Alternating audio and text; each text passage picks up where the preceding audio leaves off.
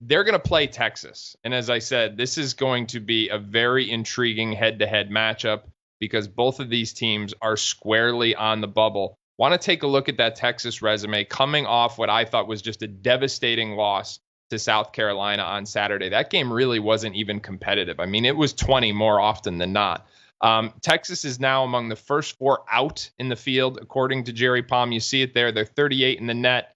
They're also 40th in KenPom, so those metrics are still pretty solid. 23 in strength of schedule, 4-8 versus Quad 1, and they're just 3-3 against Quad 2 though, so they're not getting any separation there. You see some of the wins and the losses.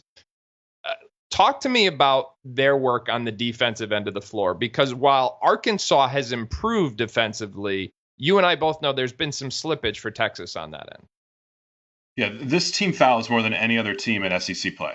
And when you foul and you're constantly sending teams to the free throw line, it's just an easy way to generate offense. And I think if Texas misses the NCAA tournament, it'll be, there's 3 things I think about. It's a group defensively that hasn't reached its ceiling, because the personnel wise, this team should be a decent defensive team, not a bad defensive team by any means. And then the non-conference strength of schedule, they're 352nd in strength of schedule in the non-con. Like, what's their best non-conference win? Syracuse, St. Joe's, like those won't get the job done. And then 3, like this was a bet on like isolation basketball, and that's not really working, right? Like Trey Johnson's been phenomenal this year, but like at what cost? Right? Like it's taken a little bit away from Tremont Mark. It's taken a little bit away from Arthur Kaluma. They don't have like that great group of role players around it. So it's kind of a fascinating group, because I think this team is certainly talented, but some of the issues with roster construction and a defense that's kind of been a sieve as of late, and especially just getting, just allowing way too many free points with fouls, I think is maybe a big reason why Texas will miss the tournament unless they go, I think they have to go 3-1 down the stretch too. I think we could easily be looking at, Arkansas versus Texas as a pseudo playing game. Quick sidebar here. You and Kyle Boone have both used the word sieve with me in a broadcast today. I don't know what the odds are of that, but that's pretty amazing to me.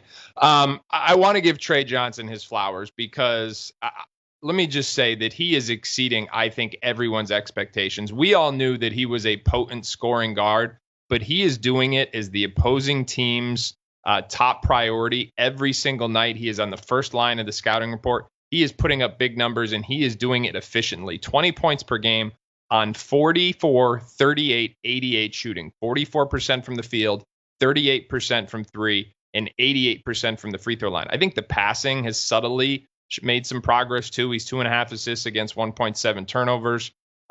It's been a lot of positives. So although I think some of the critiques of Texas are fair, it's not on Trey Johnson. Trey Johnson has been better and more efficient than I think anyone would have imagined. I will say this about Texas, Trotter. I think they too control their own destiny, because they have the same dynamic as Arkansas does, where they play other teams on the bubble. 3 of their last 4 games are against bubble teams, against Arkansas, against Georgia, against Oklahoma. So although this past weekend in South Carolina was a big letdown, those are opportunities, and it's opportunities to get some separation over teams that are in the same boat they are, just right on that bubble.